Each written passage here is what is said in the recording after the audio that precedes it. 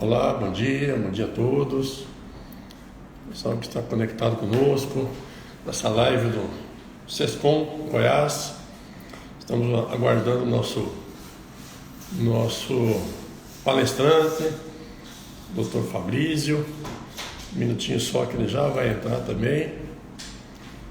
Obrigado para quem está entrando aí. Fabrício Caldeira, estamos no aguardo dele. Lucas, Melo, Rayane.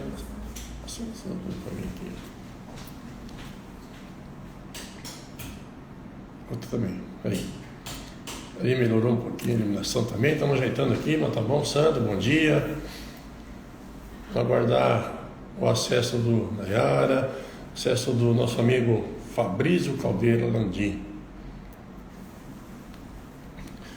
Tem a presença da Sucena, Rúmel. Estamos iniciando aqui.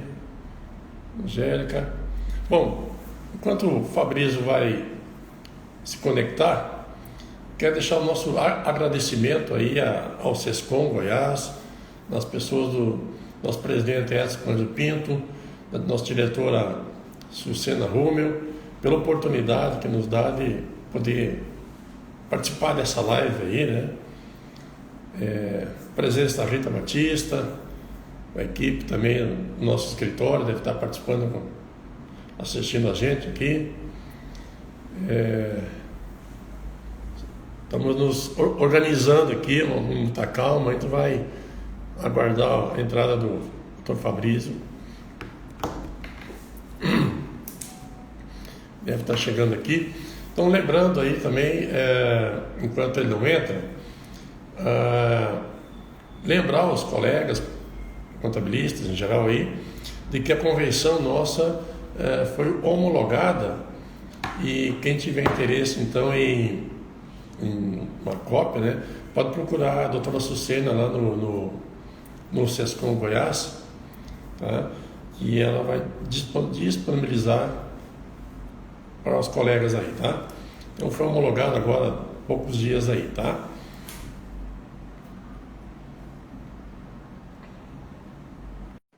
O Fabrício está entrando agora.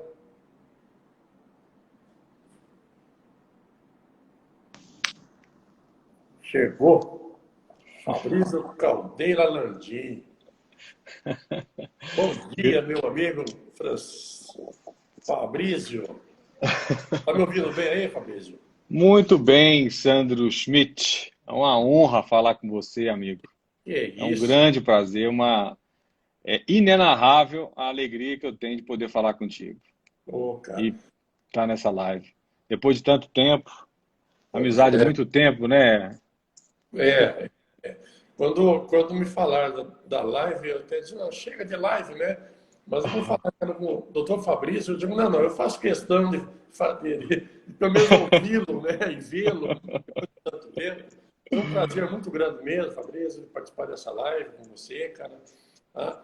Agradecendo novamente a oportunidade, né, de participar, então, ao Sescom, ao doutor Edson Pinto, a Sucena, que já entrou aí também, de poder participar com essa live com você, para falar sobre a inconstitucionalidade da cobrança do DIFAL em Goiás sobre as empresas do Simples Nacional. Um tema muito longo, né? Mas acho que dá para sintetizar bastante aí.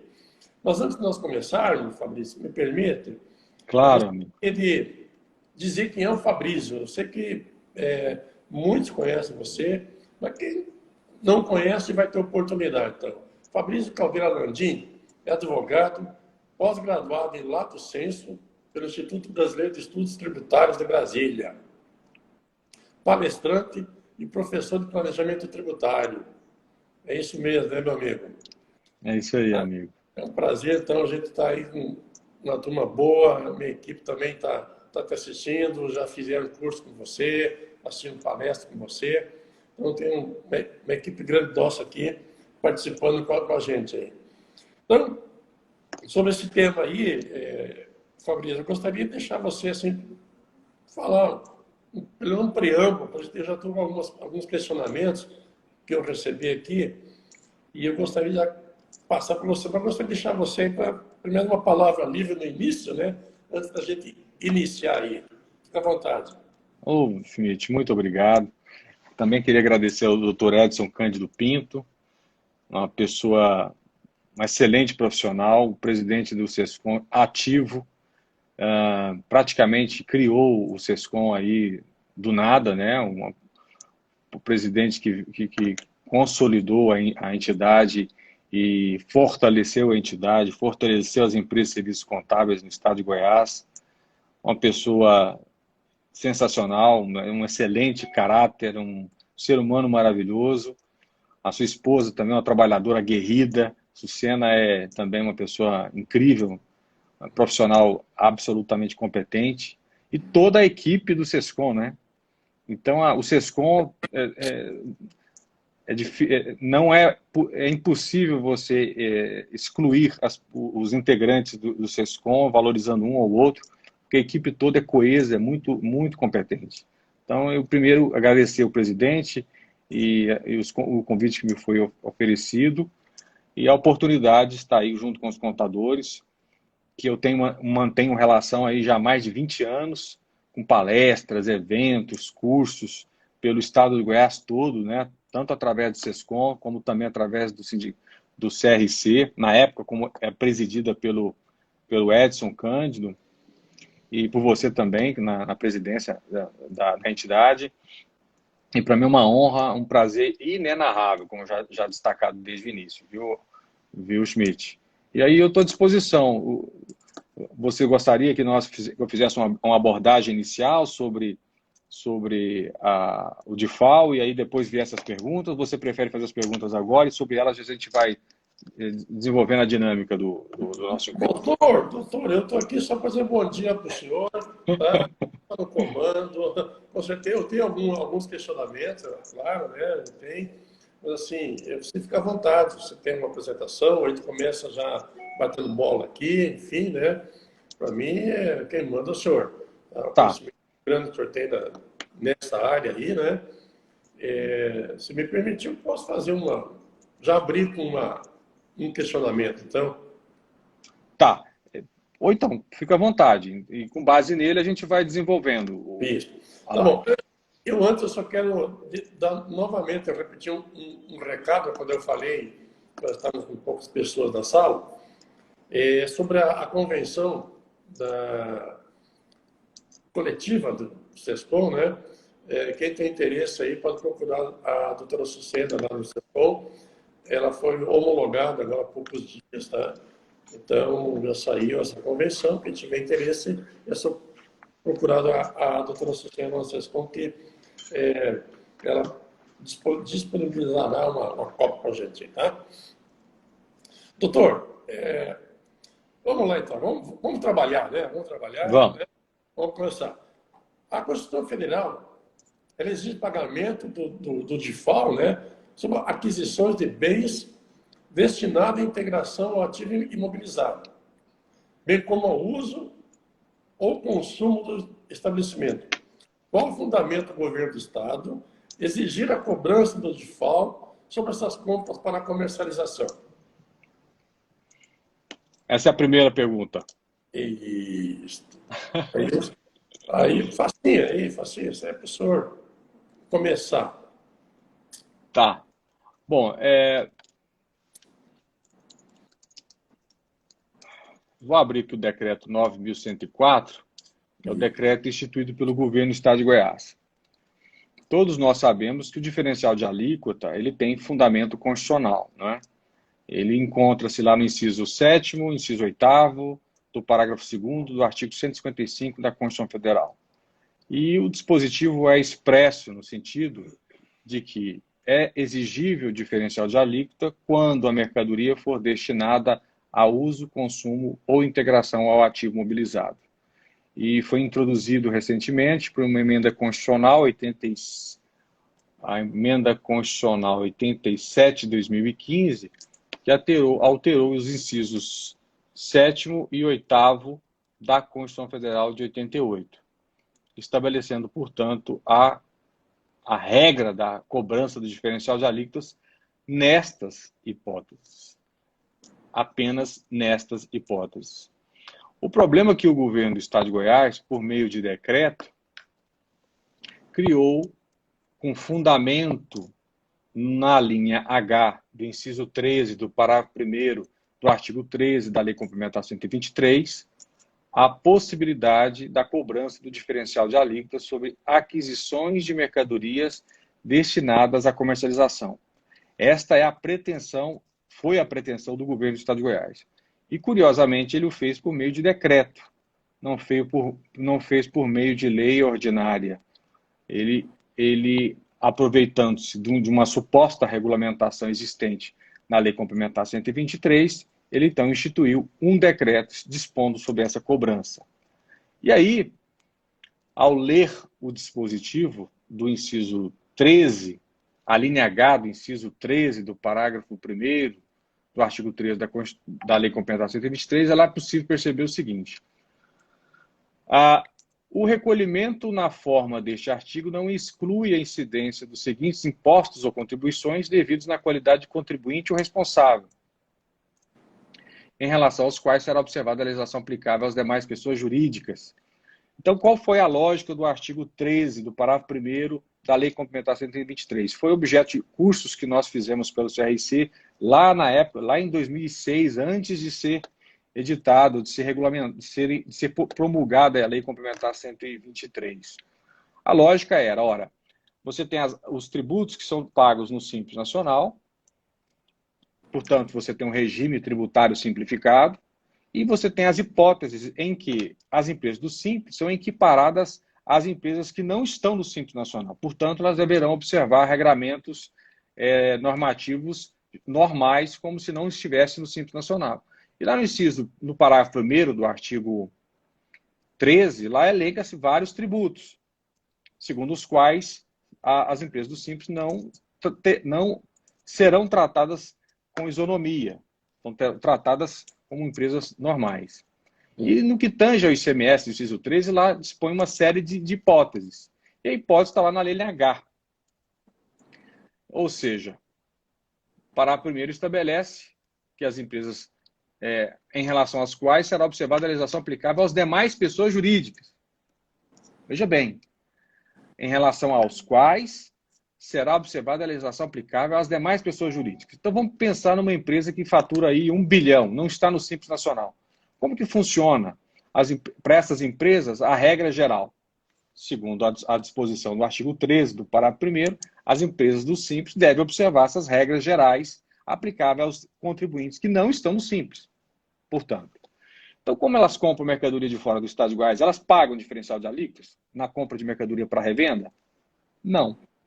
Ora, se deve ser observadas as demais regras aplicáveis aos demais contribuintes, obviamente, a linha H do inciso 13 do parágrafo 1º da Lei Complementar 123 não poderia, em hipótese alguma, dispor sobre uma cobrança de diferencial de alíquotas sobre mercadorias para comercialização.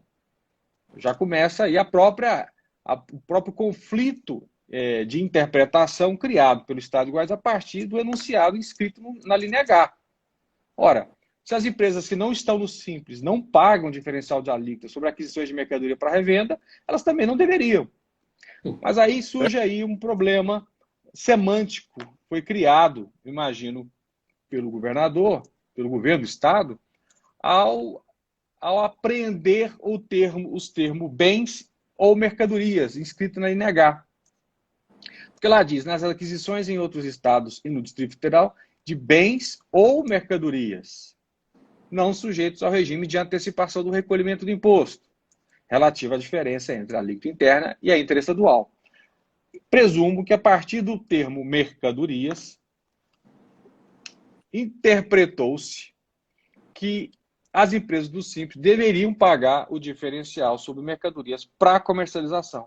Porque mercadorias, obviamente, é um termo que se insere dentro do conceito de bens, e ele é mercadoria para quem vende e é bem para quem compra. Então, a partir da interpretação desse termo mercadoria, editou-se, portanto, o Decreto 9.104. segundo o qual seria exigido o pagamento diferencial de alíquota sobre aquisições de mercadorias, bem como de mercadorias para comercialização, para industrialização e até para produtor rural. Portanto, é com base nessa lógica que o governo estadual, então, instituiu o decreto 9.104. Maravilha, doutor. Nós temos um questionamento aqui, deixa eu abrir aqui. A inconstitucionalidade do DIFAL sobre empresa do Simples Nacional Certo. é inconstitucional? Olha, Schmidt, nós... Tem mais uma aqui. Deixa eu botar meu óculos aqui, porque às vezes eu não enxergo também, né, mano? Outros estados também, como o DIFAL, fazem com base em leis e não decreto? Ou nos outros estados também estão incorrendo em inconstitucionalidade? Excelente pergunta, Schmidt. Alguns estados têm feito, não com base na linha H, têm feito com base na linha G, como acontece, por exemplo, com Mato Grosso, Minas Gerais. Minas Gerais regulamentou por meio de lei ordinária e ele fundamenta a cobrança não na linha H, mas na linha G. Qual que é a diferença da H com a G? A G dispõe sobre, nas operações com bens ou mercadorias sujeitos ao regime de antecipação do recolhimento do imposto. Então, se você pensar lá em Mato Grosso, onde tem lá o tal do garantido, onde tem as antecipações em várias mercadorias, lá é comum você encontrar exigibilidade destas antecipações lá, na fronteira, né? Então, os fornecedores até têm que mandar a mercadoria já com o imposto recolhido. E aí o inciso 1, o item 1 da linha G e o item 2 dispõe, fala com encerramento de tributação, que é a substituição tributária pelas operações posteriores, e o item 2 fala sem encerramento, ou seja, a antecipação pura e simples. Nessa hipótese não tem valor agregado, IVA, e aí é apenas a diferença de alíquota. Portanto, em termos práticos, a linha G item 2 é exatamente igual à linha H. A diferença é que a linha G item 2 você tem que antecipar, e a linha H a legislação deve dispor de maneira diferente, você recolher dentro de um calendário, de um prazo distinto para recolhimento desse diferencial de alíquota. Mas a inconstitucionalidade ela existe, Schmidt, porque a Constituição Federal só prevê a hipótese de cobrança diferencial de alíquotas na aquisição de bem para uso e consumo ativo mobilizado. Não existe a hipótese de cobrança diferencial de alíquota para comercialização. Então, essa é a premissa fundamental da inconstitucionalidade da cobrança diferencial de alíquotas para empresas do Simples, quando elas a compram para comercialização. É impossível, sob o ponto de vista jurídico, constitucional, a existência de um decreto desse ou de qualquer lei ordinária que cobre diferencial de alíquotas para as empresas do Simples, uma vez que elas, de acordo com as próprias regras fixadas no inciso 13, estabelece que ela, em relação a esses tributos, as empresas do Simples deverão observar a legislação aplicável aos demais contribuintes. Logicamente, se elas tivessem a obrigação de recolher, elas teriam que pagar e tomar o crédito desse imposto e usar esse crédito para compensação de impostos de operações futuras devido sobre essas situações ou em outras situações em que as empresas do Simples não aproveitariam as regras do Simples para a apuração do imposto. Não sei se eu fui claro. Registrar aqui a presença também do Augustinho, presidente da FEMIPRO Goiás. Tá? Também alguns conselheiros, entre eles nosso amigo ex-presidente Henrique Batista, ex-presidente do CRC, conselheiro. Toreto Sampino também está na área aí, está te ouvindo. Tá? Então tem várias pessoas que estão entrando e a gente acaba perdendo aqui a rolagem aqui dos nomes. Né? Mas vamos lá. O STF, o doutor Fabrício, está julgando essa questão sobre o tema 517, né? Exato. E a seguinte descrição: recurso extraordinário em que se discute, à luz dos artigos 146-A e 155, inciso 2º da Constituição Federal, a possibilidade ou não da aplicação da metodologia de cálculo denominada diferencial de alíquota de ICMS à empresa do Simples Nacional. Em face dessa possível usurpação de competência aí da União, do princípio da não cumulatividade, que o senhor nos fala aí? Então, essa matéria, de fato, chegou ao Supremo Tribunal Federal, já tem um convênio 93 também, que está objeto de discussão no Supremo Tribunal Federal, tem uma ADI também, discutindo a constitucionalidade de algumas regras deste convênio, e nós já temos, inclusive, um parecer da própria Procuradoria-Geral da República repudiando a cobrança do diferencial de alíquotas. O que se discute nestes recursos extraordinários? É se deve observar ou não o princípio da reserva de lei complementar para autorizar a cobrança do diferencial de alíquota para as empresas do Simples.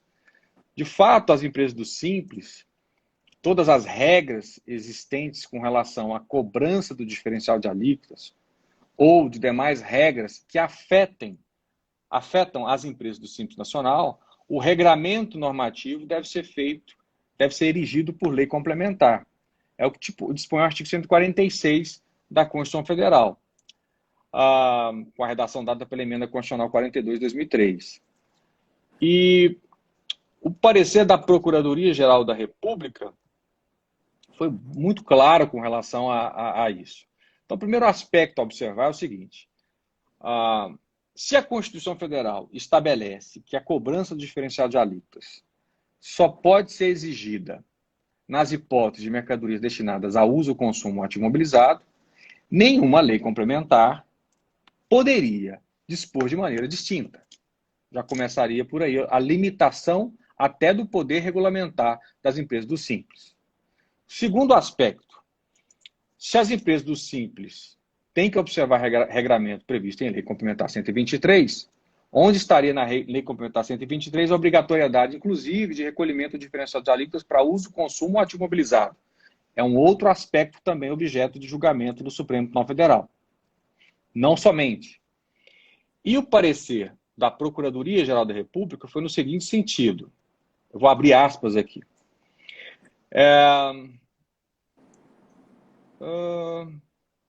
Não se deve olvidar que a finalidade da Lei Complementar 123 consiste em assegurar a diminuição da carga tributária incidente sobre esse segmento, de modo a incrementar a oferta de empregos e desestimular a economia informal, conferindo, ademais, a concretude e a garantia constitucional de que as tais empresas seja assegurado o tratamento diferenciado e favorecido.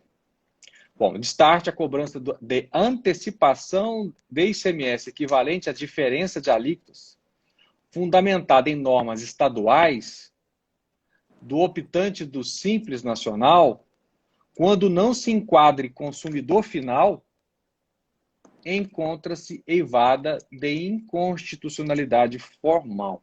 Olha só o que ele disse: quando não se enquadre como consumidor final. Quando ele compra para revenda.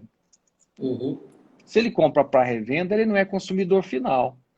Nesse aspecto, não é devido o diferencial de alíquotas.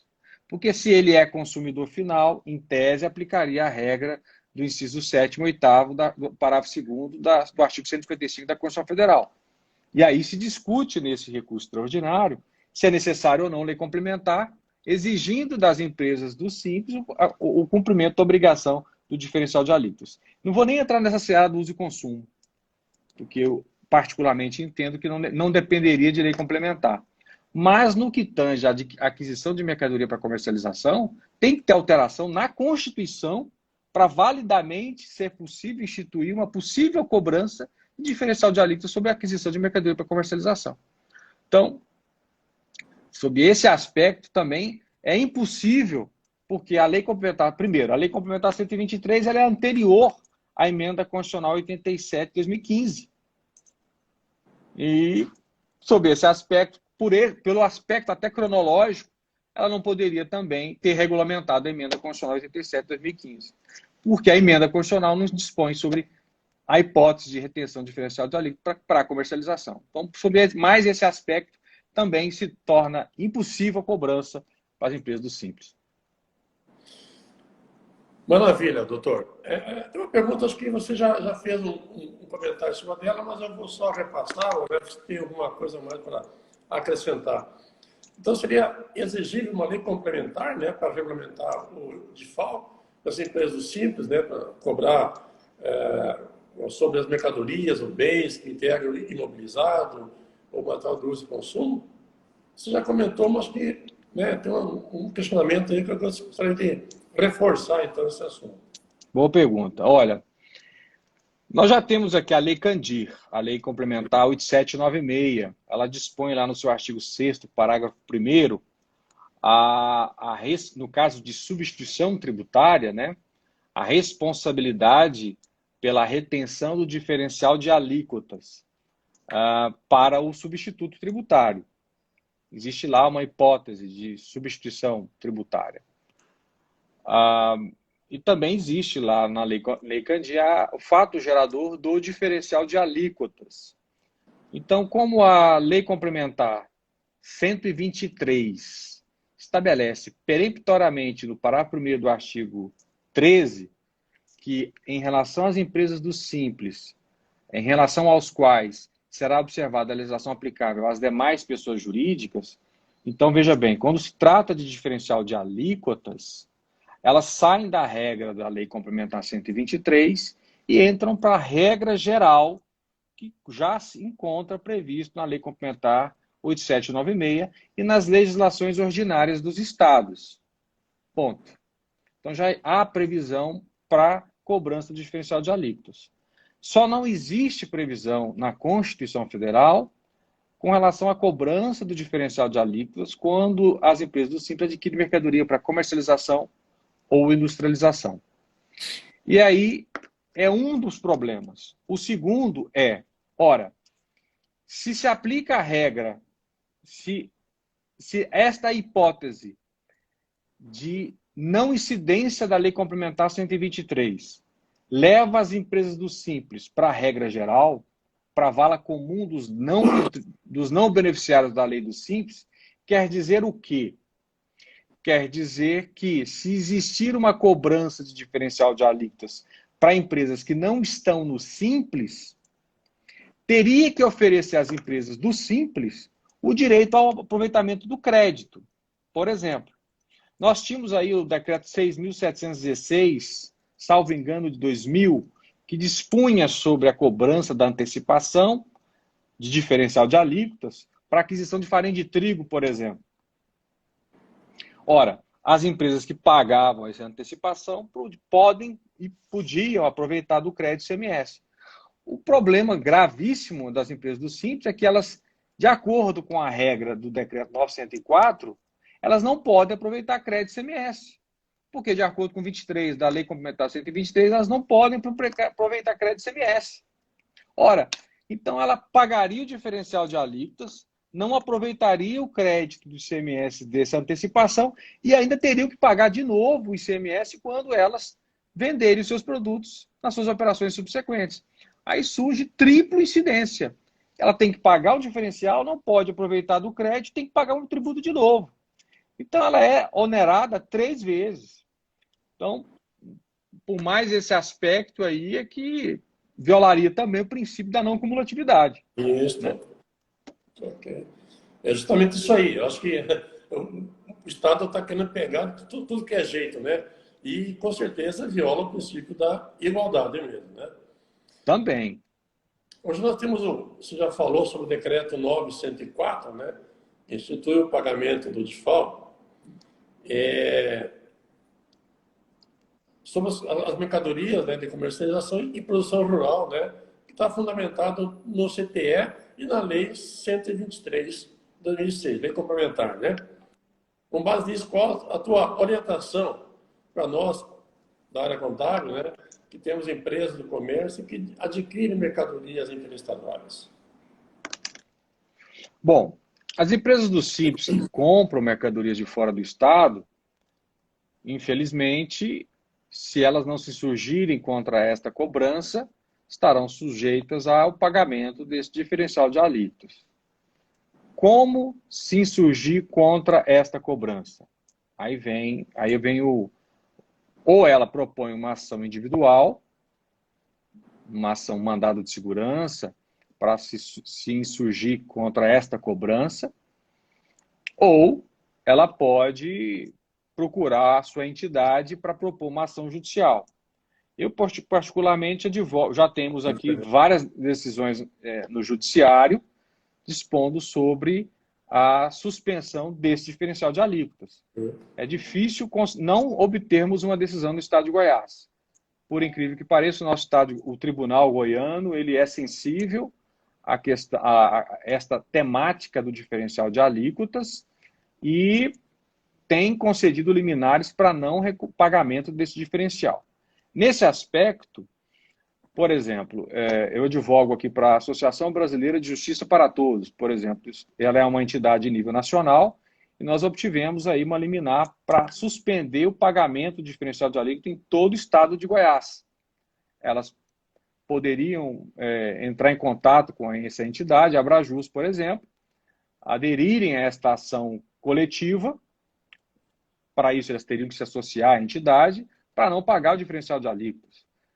Poderia também os associados do ramo supermercadista do estado de Goiás, por exemplo, supermercadistas que estejam no Simples Nacional, eles também podem aderirem, associarem-se à AGOS, Associação Goiana dos Supermercados, e também fazerem jus a uma decisão judicial que existe em favor do supermercadista do estado de Goiás para não pagar o diferencial de alíquotas. A partir daí, o advogado orienta o empresário a tomar a melhor maneira. Seria, eventualmente, fazer os depósitos judiciais, né, para não serem incomodados pela fiscalização do Estado, com uma eventual cobrança, embora uma eventual cobrança para beneficiários de uma liminar não teria muito efeito prático, porque a exigibilidade já se encontra suspensa, então as empresas do Simples não teriam nenhum risco tributário, né? E se livrarem dessa cobrança. Portanto, a possibilidade jurídica é enorme e os clientes que nós atuamos, defendemos aqui, não têm tido nenhum problema jurídico com relação ao Estado, em relação à suspensão da cobrança desse diferencial de alíquota. Eu estou vendo aqui o Lucas fazendo uma pergunta aqui, o Lucas F. Melo, depósito em juízo? Sim, o depósito será feito em juízo, né? Pode ser feito em juízo. As empresas que conseguem a suspensão do pagamento de FAO estão fazendo depósito? Sim, muitos estão fazendo. Outros não. Outros preferem fazer se beneficiarem da liminar, pura e simples, e estão apostando na ação para não terem que pagar. Então, eles não fazem nenhum desembolso financeiro. Vai depender do perfil do empresário. Doutor, o Augustinho da FEMIG Goiás tem interesse em parceria aí para fazer uma ação coletiva para as médias e pequenas empresas, tá? Perfeito, estamos à disposição. Aí, o colega Augustinho que entra em contato com o doutor Fabrício, né? Ou entra em contato com a gente aí para conversar sobre isso aí. Tá? Tem uma pergunta aqui, Schmidt, da Sandria Rocha. Isso, eu ia ter que passar ela agora. Então você já encaminha ela. Só antes um pouquinho, doutor. Claro. O Nilton fez uma pergunta, questão de ação coletiva, você acabou de falar, né? Então acho que já atendeu o nosso colega Nilton, né? Ele perguntou se para recuperar o default tem que fazer uma ação coletiva ou mover uma empresa uma ação. Não, você já acabou de responder a ele, né? Então tem a pergunta da Sandra, né? Sandra Rocha. Sandria, A Sandra fez uma pergunta muito interessante. Bom, deixando de lado aí, eventualmente, Sandra, a questão da legalidade ou constitucionalidade desta cobrança, a previsão, neste caso, no caso do ramo de sapato, né? Na verdade, é uma exceção da regra. As empresas do Simples, em regra, de acordo com o decreto 9.104, eles não têm que pagar diferencial de alíquotas. Melhor, tem que pagar o diferencial de alíquotas sobre compra para comercialização. Agora, quais são as exceções? Está exatamente no anexo 2 deste decreto, que é calçado impermeável, de sola, aí tem lá as classificações fiscais dos calçados que não estariam sujeitos ao diferencial de alíquotas. Mas digamos que esse produto em específico, Sandra, não esteja relacionado nesse anexo 2. Aí você iria para a regra do artigo 2º, inciso 1, combinado com o artigo 3º deste mesmo decreto. O artigo 2º, inciso 1, dispõe lá que a empresa poderia se beneficiar da redução de barra de cálculo para 11% prevista lá no artigo 8º do artigo, inciso 8º do artigo 8º do anexo 9 do regulamento. E aí a hipótese de cobrança do DIFAL, neste caso de alíquota de 4%, estaria no artigo 3º, inciso 1, a linha A do decreto 9.104, que lá estabelece lá um coeficiente de 0,0787 sobre o valor da operação. E esse valor da operação que acrescentaria o valor do seguro, os impostos incidentes sobre essa operação, contribuições e outros encargos transferíveis. E aí se verificaria se tem que inserir o ICMS por dentro ou não no cálculo desse DIFAL. Aí já é um outro aspecto que a gente demandaria mais tempo para explicar. Se você quiser me fazer essa pergunta no direct, eu poderia eventualmente até fazer um cálculo aqui e te encaminhar para você ter uma ideia de como funciona. Mas os coeficientes e as fórmulas de cálculo estão todas previstas aí no decreto 9.104. Maravilha. Sandra, você te atendeu, show de bola, né? Dá um like para nós aí. E se não, depois entra em contato com o doutor Fabrício, que com certeza ele vai te ajudar aí. Tá? O Newton, doutor, o Newton Pereira, você já respondeu a pergunta para ele, mas ele faz uma outra pergunta. Qual a recomendação que o senhor dá para a empresa que recolheu o DIFAL, né, no Simples Nacional, e agora está no lucro real? Excelente pergunta, né? Parece que foi combinado, né? Essa pergunta do Newton. Newton, pergunta é muito boa. Se a empresa pagou, então aí o que nós temos? Como eu lhe falei, existe essa ação coletiva desta entidade que eu lhe mencionei, que é muito interessante, a Abrajus. Então, a ação judicial já proposta poderia ser proposta pela sua empresa, sem o menor problema também. Poderíamos propor uma ação individual para ela. Se você já está no lucro real, os pagamentos indevidos das empresas do Simples, você vai pedir para o aproveitamento de crédito, declarar o direito ao crédito desse diferencial de alíquota e administrativamente escriturar isso no livro de apuração, lançando em outros créditos, né? Caso, evidentemente, a segurança seja concedida e seja declarado o direito à compensação deste indébito. Como é um indébito, você poderia usar esse indébito mediante aproveitamento de crédito de ICMS devido sobre a operação própria. Como você está no lucro real, você vai pagar o ICMS normal no Simples, tendo os seus débitos apurados no ICMS normal, evidentemente. Você vai pegar esses créditos e jogar no livro de apuração em outros créditos. Essa seria a lógica do mandado de segurança ou da ação judicial que você eventualmente propor. Tá? E é isso. Empresas que eventualmente estiverem no Simples e que pagaram indevidamente tributos no Simples, poderiam pedir esses ressarcimentos e aproveitá-los mesmo estando no lucro real ou no presumido.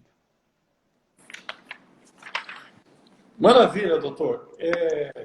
Tem aqui um pedido aqui, o pessoal está pedindo para o senhor disponibilizar o material. Mas isso aí tudo é legislação do Estado de Goiás, né, doutor? Está no decreto, né, e no CTE, é isso mesmo? Sim, mas os clientes que quiserem, os associados do Siscom que quiserem, e os que participantes dessa live quiserem, a gente prepara o material, viu, Schmidt, e encaminha. A gente faz um PowerPoint, mande-nos a lista, e a gente manda para todos esses participantes e os demais que não puderam participar, tá? Mas seria um maior prazer. E lembrando que está sendo gravado, né? Então, vai estar disponível também aí nas redes sociais, no YouTube também está disponível, Instagram, enfim, né? Então, exato. O pessoal pode acompanhar. Deixa eu só ver mais uma perguntinha aqui. A Rayana perguntou aqui, doutor, neste caso, os optantes do Simples devem mover uma ação para não pagar o DIFAL? Sim, Rayana, tem que mover a ação para não pagar, tá?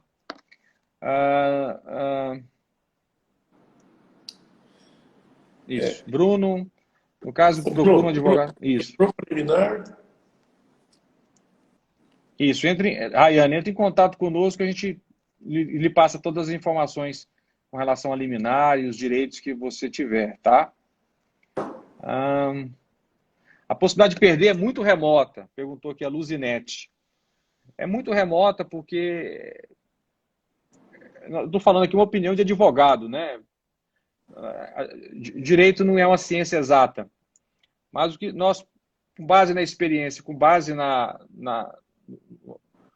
você vê, hoje você propõe a ação na justiça, é difícil não termos uma liminar no estado de Goiás. Eu particularmente desconheço. O Estado tem suspendido as cobranças de diferenciais de alíquotas, porque de fato é absolutamente ilegal e inconstitucional. Tá? Então, eu particularmente reputo praticamente impossível, para não dizer impossível, uma ação dessa perder na justiça. Legal, doutor. Então, perguntas que em casos em que a empresa recebe uma fiscalização, uma autuação, né, pela cobrança do DIFAL, como proceder?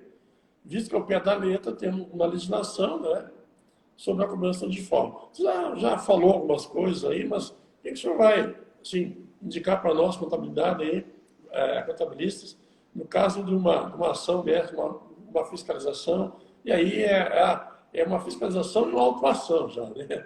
Já vem... Bom, aí vem o ponto mais interessante de tudo que eu gostaria de destacar para todos.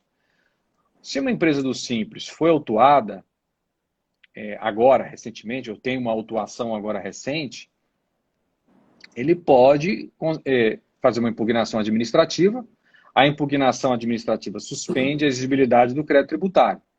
Tá?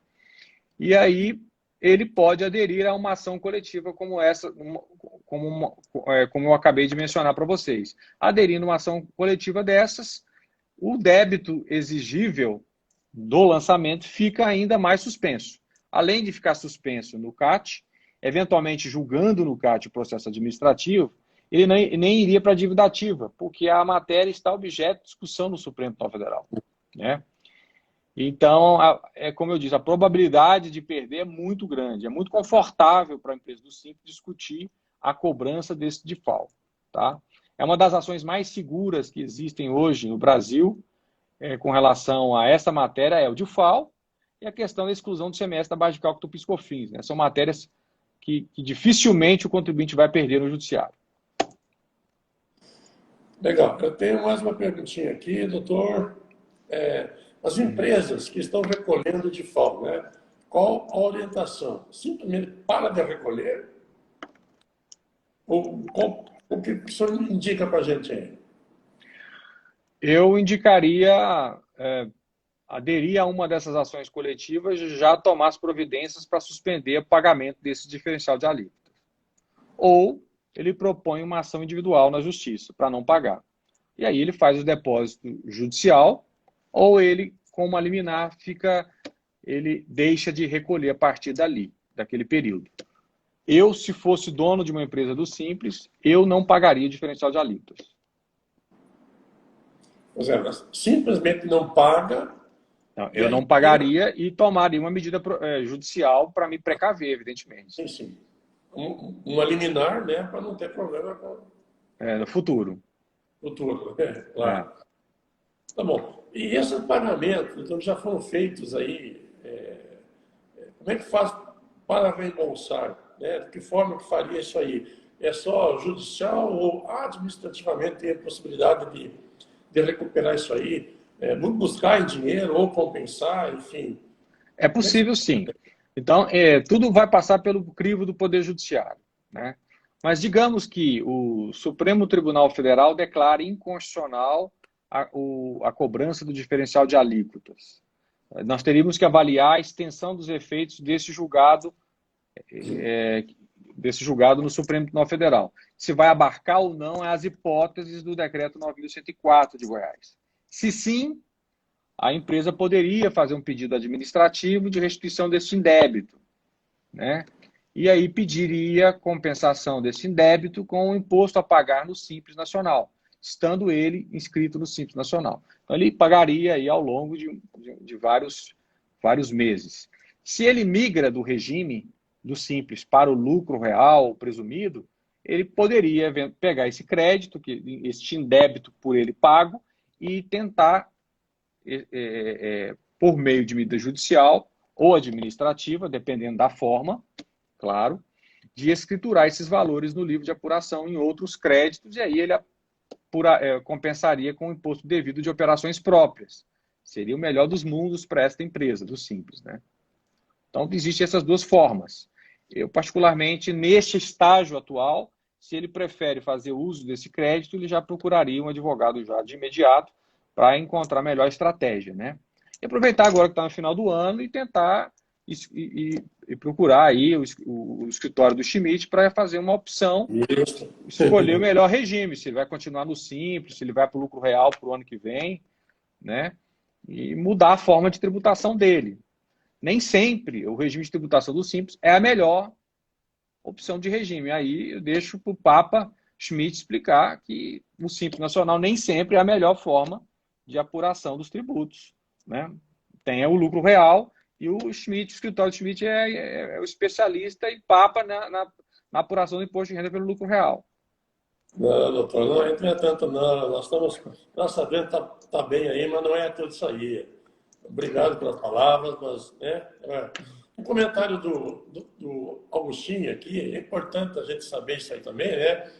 Os contabilistas são parceiros das médias e pequenas empresas, né? E ajudam muito. É claro que a gente, né, a classe contábil está aí para ajudar e fortalecer, né, o comércio em geral, né?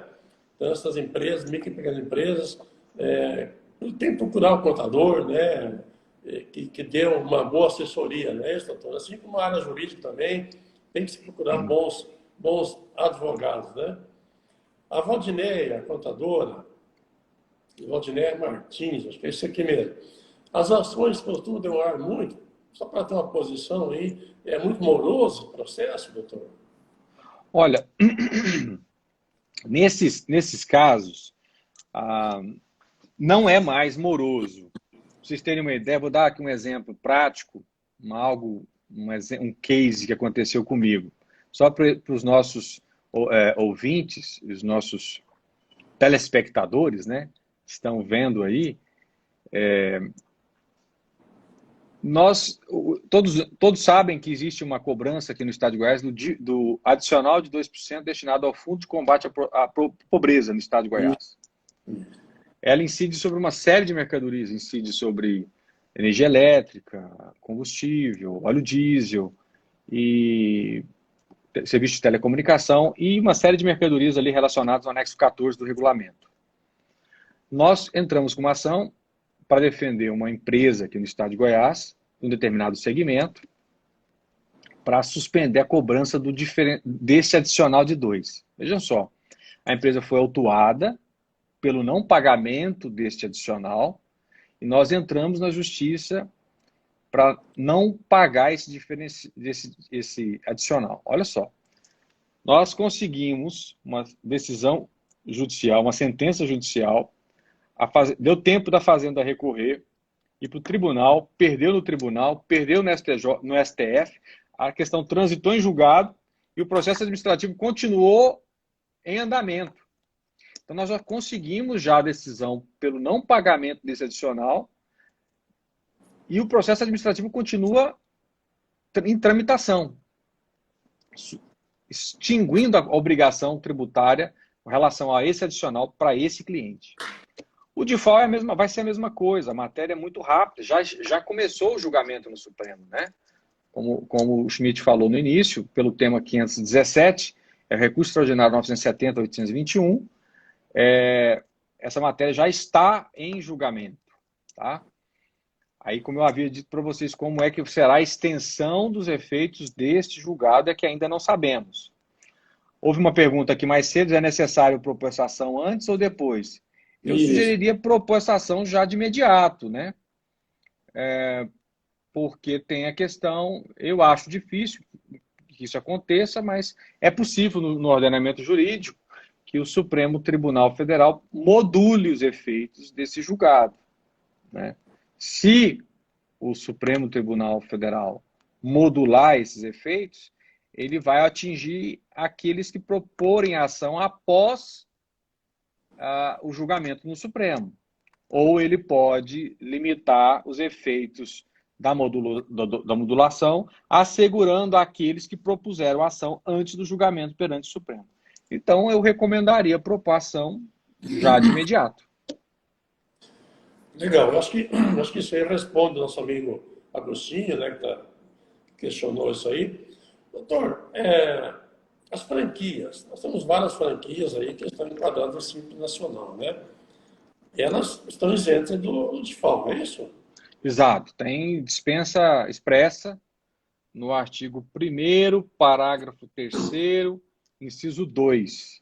Mas lá diz o seguinte: adquiridas por contribuinte franqueado, cujo contrato de franquia contenha cláusula de exclusividade para aquisição de mercadoria junto à empresa franqueadora ou junto à empresa por ela indicada.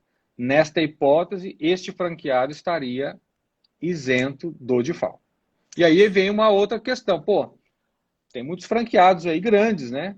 Sim. Franqueados que não estão nem no Simples Nacional. Mas, considerando os franqueados inscritos no Simples, tem muitos franqueados grandes, né, que faturam bem. E eles não pagam DIFAL. E outras empresas que estão no Simples e que não são franqueadas pagam DIFAL. Então, imagine só uma empresa aqui goiana que está desenvolvendo um produto com potencial de ser franqueado e está no Simples e ele está alijado, né? O concorrente dele paga, digamos aqui, uma indústria de chocolates que desenvolva aqui uma marca de chocolates finos aqui em Goiás, ele estaria sendo prejudicado em relação a Cacau Show, ou a Copenhagen, ou outra marca de franquia de chocolate. Então, ele teria que pagar diferencial sobre matéria-prima e aquele franqueado não. Olha só a violação da isonomia dentro das regras do Simples Nacional. Tanto que o decreto ele é esdrúxulo, né? É verdade. E é interessante, fica bem claro aqui para os colegas que estão nos ouvindo, nos assistindo, são franquias enquadradas no Simples Nacional, né, doutor? Se ela não estiver Exato. enquadrada no Simples Nacional, ela vai para recolher, vai pagar normalmente o DIFAL. É isso? Não. Se ela não estiver no Simples, o franqueado, certamente que ele estará no outro regime, ele estará no presumido ou no real. E aí ele não tem que pagar diferencial mesmo, né? A regra do diferencial é só para quem está no Simples. Está no Simples, exatamente. Tá Aí é que bom. vem a ilegalidade, né? Isso. É. Doutor, eu preciso dar um aviso aqui também que após a conclusão desse bate-papo aqui,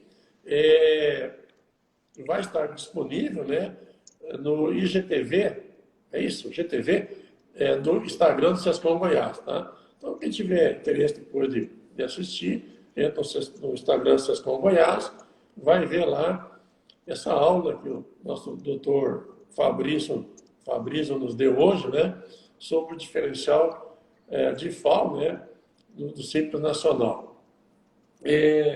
Eu também preciso dar um recado aqui, doutor, que o Conselho Regional de Contabilidade está promovendo a 14ª Convenção de Contabilidade, que Maravilha. a abertura vai ser dia 7 de dezembro, e nos dias 8 e 9 serão várias palestras aí, são 18, 20 palestras durante o dia 8 e dia 9. Então fica o convite aí a quem quiser participar. Esse ano é atípico, né? Estamos no mesmo ano de pandemia, então vai ser online, totalmente online, e gratuita. Então fica aí o convite aos colegas a participarem desse belo evento e que para os alunos, né, e para nós, contadores também, conta a pontuação, né? Então, tudo dentro da regra. E isso vai ser gravado também, vai estar disponibilizado no YouTube do SESCOM, assim que passar a convenção. Doutor, mais algum comentário sobre... Está se encaminhando para o final, né? Mais algum comentário sobre o DIFAL? Não estou vendo nenhum questionamento mais. Aqui vai ter um questionamento, doutor. Espera um pouquinho só.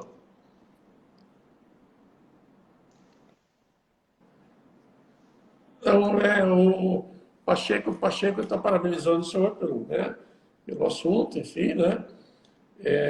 Aqui. Por que as empresas simples têm que pagar 15% de IPI na compra de embalagens? É, Acho ilegal. sem dúvida, né? É surreal mesmo a cobrança, o IPI. Mas o IPI é um dos tributos que ele é cobrado por fora, né? É, Assim como o ICMS, substituição tributária, né? Ele é cobrado por fora, a indústria de embalagens vende e cobra esse IPI e repassa para o adquirente do produto, né? Ele vem cobrado por fora. Ele nem integra a base de cálculo do ICMS na compra para comercialização. Mas, para fins de cálculo do diferencial, é pior ainda. Porque além de você sofrer incidência do IPI, você ainda tem que inserir o IPI na base de cálculo do diferencial de alíquotas, o que é pior ainda. Então, para vocês verem aí que não é brincadeira esse decreto 9.104, o quão ele desculpe aí o mentor do decreto, mas ele é absolutamente esdrúxulo, né? Absolutamente incompatível com as regras do Simples Nacional, né? Com tudo que foi concebido. Eu lembro na época, o CRC, puxa, o CRC e o SESCOM também, especialmente na presidência do Edson e na sua vice-presidência também, Schmidt, o quão foi tratado isso no estado de Goiás, quantas palestras foram realizadas, né? As reuniões que foram feitas junto ao Comitê Gestor do Simples Nacional, discussões jurídicas, foram muito profundas as discussões naquela época, muitas mesmo. Foram várias as palestras, várias mesmo. Junto com a Secretaria da Fazenda, era uma mudança de regime, isso aí é da Lei 13.270, de 98, que era uma tabela lá de escalonada de alíquotas, e mudava para o regime do Simples, né? E aí o CRC, o SESCOM envolvidos corpo e alma com relação àquelas discussões, e nós agora nos deparamos com um decreto absolutamente descasado, né? Absolutamente terrível. Terrível mesmo para as empresas do Simples. E é algo que está desde 2017 em vigor, né?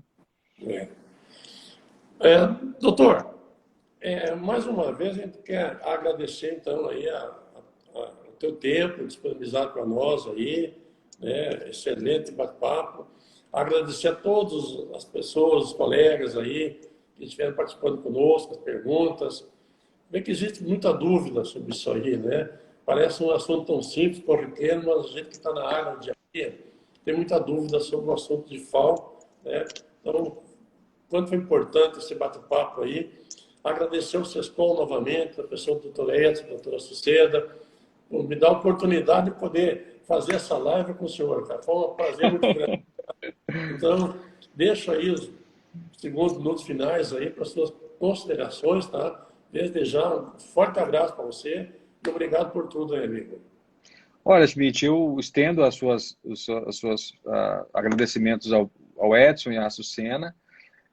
Eu fico muito feliz por ter sido, pelo convite que me foi ofertado.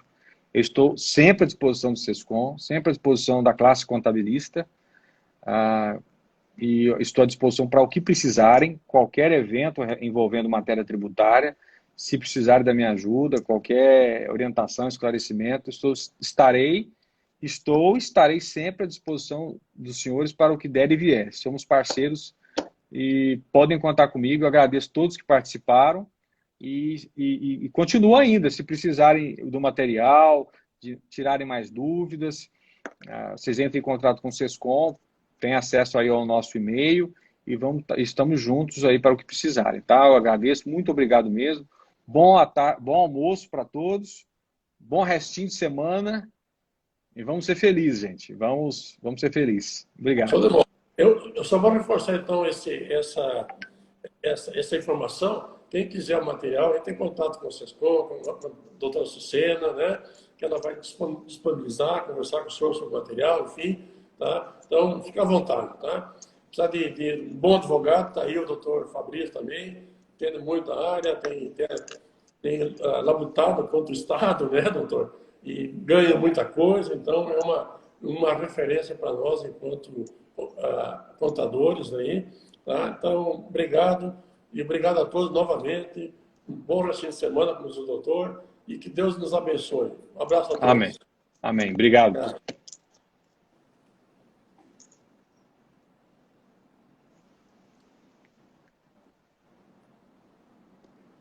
Vamos sair, vamos sair. Tchau para todos. Tchau, tchau. Ô, doutor.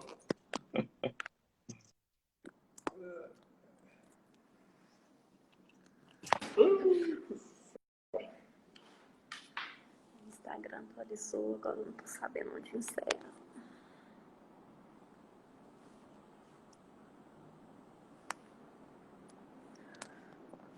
Meu Deus.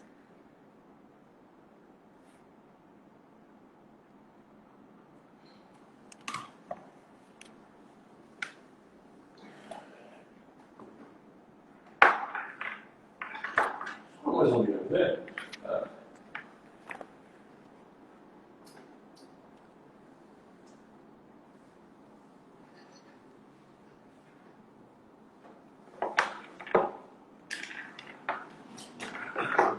Certo, né? Também.